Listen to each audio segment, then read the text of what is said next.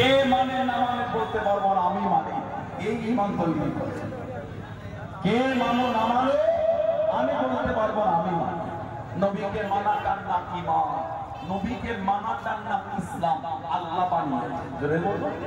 আল্লাহ পাক কোরআন শরীফে জিকির করেছেন, বল হাবিব আপনি বলেন, বল হাবিব আপনি বলেন, ইন কুনতুম তুহিব্বুনাল্লাহ ফাত্তাবিউনি ইউহিব্বুকুমুল্লাহ ওয়া ইয়াগফির লাকুম যুনুবাকুম।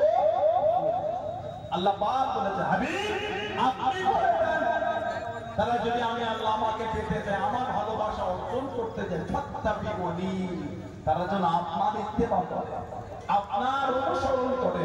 যারা আপনার অনুসরণ করবে আল্লাহ বলছে আমি আল্লাহ বলা গেল না, সুবহানাল্লাহ।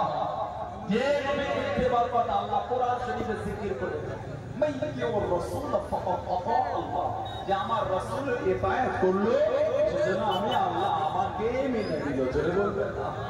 যে নবীর ইতায়াত সাহাবারা করেছে হুজুরটা তো আলাদা দরজা, সাহাবাদের হুজুরটা তো আলাদা মাকাম।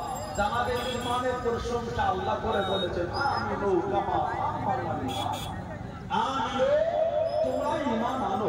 কেমন ঈমান? আল্লাহ কামা, যেমন